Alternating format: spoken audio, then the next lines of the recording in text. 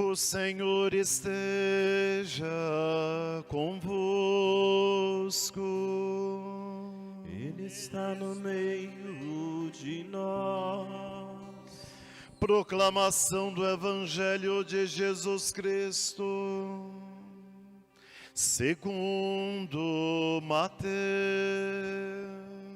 Glória a vós, Senhor. Naquele tempo, os 11 discípulos foram para a Galiléia, ao monte que Jesus lhes tinha indicado. Quando viram Jesus, prostraram-se diante dele. Ainda assim, alguns duvidaram.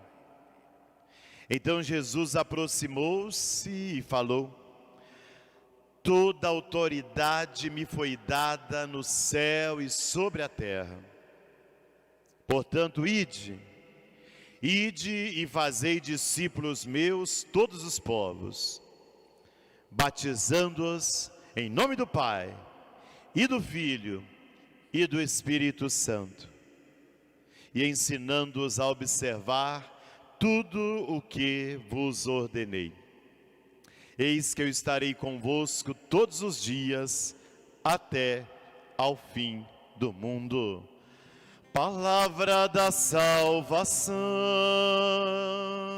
Glória a vós, Senhor. Queridos irmãos, queridas irmãs, a Igreja Católica celebra nesse domingo a solenidade da Ascensão do Senhor. A palavra ascensão quer dizer subida. E só podemos entender esta solenidade dentro de todo o contexto pascal que nós estamos vivendo. Páscoa, Ascensão, Pentecostes, aspectos do mesmo mistério da ressurreição de Jesus. A ascensão corresponde àquele artigo do credo que nós rezamos.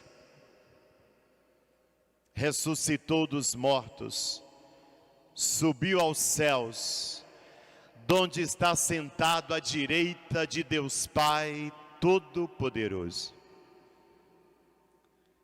Essa é a realidade que os textos de hoje nos apresentam. E com essa festa nós proclamamos, primeiro, a vitória de Jesus sobre a morte. A morte não tem mais poder sobre Jesus. Ele volta definitivamente para o Pai. Termina a sua missão terrena. Agora, a presença de Jesus entre nós não é mais uma presença terrena, física. Jesus está entre nós com outra forma de presença. A palavra, a Eucaristia, o amor, a caridade. Um segundo aspecto da ascensão é que a nossa humanidade é glorificada em Cristo. Cristo ressuscita plenamente, Ele é verdadeiro homem e verdadeiro Deus.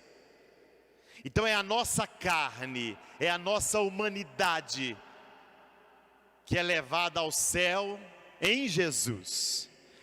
A nossa humanidade é assumida no coração da Trindade. Vale a pena ser gente. A nossa humanidade é purificada, é agraciada. Isso tem um valor muito grande, porque ainda em nosso meio são muitas as pessoas que desacreditam da humanidade. Você já deve ter escutado alguém dizendo: quanto mais eu convivi com os homens, mais eu amei os animais. Pois é. Muitas pessoas perderam a credibilidade no humano. E quando vem uma tragédia, um ato de terror acontecido, dizem: Olha o que o ser humano faz. Nós cristãos não podemos pensar assim, porque o próprio Filho de Deus se fez carne, habitou entre nós, se fez gente, e hoje, quando Ele ascende ao céu, leva a nossa humanidade. Ou seja, vale a pena ser gente, a nossa humanidade é agraciada por Deus, é alvo da misericórdia do Senhor. É bom ser gente, vale a pena ser gente. E o terceiro aspecto da festa da Ascensão é a festa da missão. Jesus termina a sua atividade, a sua missão terrena. Quem deve continuar agora a missão é a igreja. Para facilitar, uma metáfora que me ajuda muito a entender, são aquelas corridas de revezamento nas Olimpíadas. Quando um primeiro corredor termina o seu ciclo e passa o bastão para o outro corredor. Pois é. Metaforicamente dizendo, é isso que acontece. Jesus termina a sua missão terrena, passa o bastão para nós. Nós somos cristãos, quer dizer, seguidores de Jesus, testemunhas de Cristo nesse mundo. Agora a missão de Jesus, que é o anúncio do reino, cabe a nós, igreja. Não tanto igreja, casa, templo, mas igreja, comunidade de fé, que se reúne em nome de Jesus, sal da terra, luz do mundo, fermento no meio da massa, chamada a dar testemunho de Cristo na sociedade hoje. E os textos bíblicos chamam a nossa atenção para isso. Não são relatos históricos, não são relatos jornalísticos, não. São relatos catequéticos, teológicos, que querem nos apontar para o mistério da fé.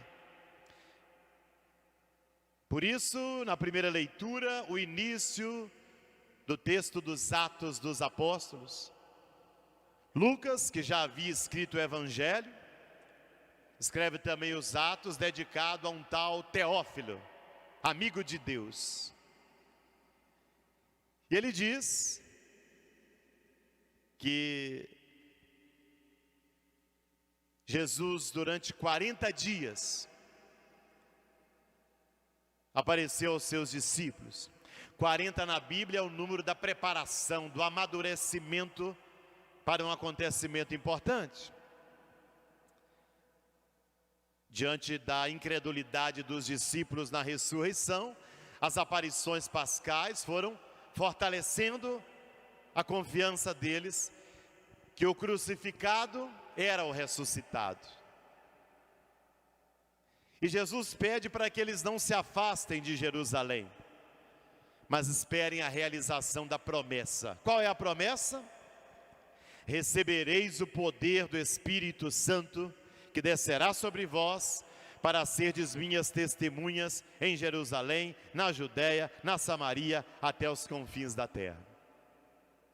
Eles devem permanecer ali em Jerusalém, onde Jesus foi crucificado, onde as estruturas de morte levaram Jesus à crucifixão, e ali receberão o poder que vem do alto, o Paráclito, o advogado, solenidade que celebraremos no próximo domingo, Pentecostes. E Jesus então é elevado aos céus, à vista deles. E aqui é um detalhe importante que Lucas nos recorda. Aparecem dois homens vestidos de branco, diante dos apóstolos que estão olhando para o céu. E ele diz: homens da Galileia, por que ficais aqui parados olhando para o céu? Esse mesmo Jesus que foi levado para o céu virá, do mesmo modo como o vistes partir.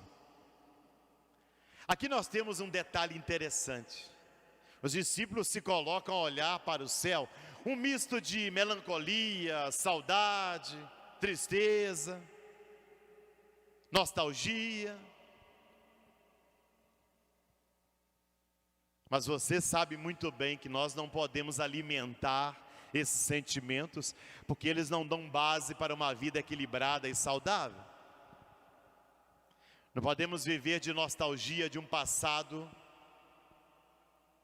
Caminhamos para frente, é preciso pisar no chão do hoje da vida e olhar o futuro. Ainda hoje encontramos muitas pessoas olhando para o céu, à espera de um milagre, à espera que Deus realize aquilo que eles não querem ter a responsabilidade de realizar. Pois é. Inclusive há muitas pessoas que usam a religião para ficarem de braços cruzados, esperando que Deus faça por eles aquilo que eles têm o compromisso de fazer. Religião não é alienação. Religião não é para nos deixar de braços cruzados, esperando a vida passar. Religião é compromisso com a realidade histórica em que vivemos. Religião é a capacidade de perceber a presença de Deus no hoje da vida. Por isso, nada de ficar parado olhando para os céus. Sim, Deus está no meio de nós. Deus está aqui, fazendo história conosco, caminhando conosco. Mas não vai fazer a história no nosso lugar. O Evangelho de Mateus chama a nossa atenção, porque os 11 discípulos vão para a Galileia. São 11. Judas já não está no meio deles. Olha que interessante. Vão para a Galileia. É lá que começou toda a história. Lá os discípulos foram chamados. Lá Jesus começou a sua vida pública, do anúncio do reino. Agora, a reunificação dos discípulos acontece também na Galileia. O lugar da pobreza, da simplicidade, da pequenez. É no meio dos pobres que Jesus dá a missão para a igreja, mostrando que a missão da igreja é principalmente anunciar esse evangelho aos mais pobres. Mas o texto diz que ainda assim alguns duvidaram. Então Jesus disse: toda autoridade me foi dada. Ide e fazei discípulos meus todos os povos, batizando-os em nome do Pai, e do Filho, e do Espírito Santo, e ensinando-os a observar tudo o que vos ordenei. O batismo será a marca da adesão ao projeto de Jesus. Não é um amuleto, não é superstição, não é apenas tradição. É compromisso com o projeto novo que Jesus veio trazer. E é um batismo em nome da Trindade, diferente do batismo de João. Essa é a missão da igreja hoje, anunciar e levar o batismo não como um rito repetido, não como um rito costumeiro, mas como adesão a uma proposta de vida nova em Cristo Jesus. Hoje nós, eu, você, nós consagrados, você leigo, leiga, todos nós que somos igreja, somos chamados a escutar esse apelo de Jesus. Nós temos a missão de anunciar o Evangelho hoje, na sociedade. E esse tempo de pandemia do novo coronavírus chama a nossa atenção para que em meio aos desafios da vida, em meio às situações difíceis, as incertezas em relação ao futuro, aqui nós somos chamados a anunciar que Jesus é o Senhor do tempo da história. E não permitir que o medo, a insegurança tomem conta e guiem a nossa vida. Hoje também é o 54º Dia Mundial das Comunicações.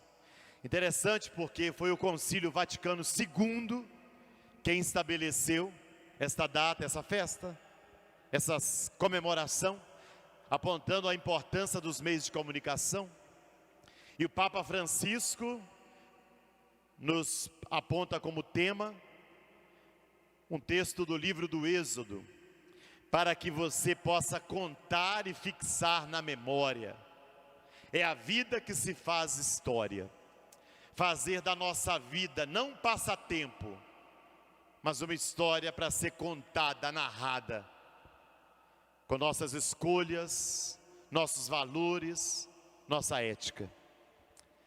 Você tem feito da sua vida uma história narrada para o mundo de hoje? Hoje também é o início da semana de oração pela unidade dos cristãos, preparando a festa de Pentecostes no próximo domingo. Durante toda essa semana, rezemos pelas igrejas cristãs, para que não fiquemos brigando entre nós, disputando entre nós, mas respeitando as diferenças, vivamos aquilo que nos une, a fé em Cristo Jesus, nosso Salvador.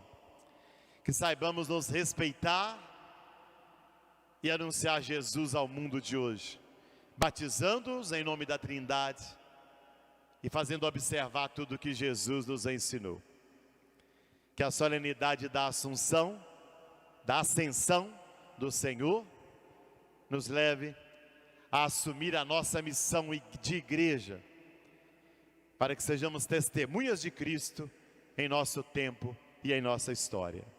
Louvado seja nosso Senhor Jesus Cristo.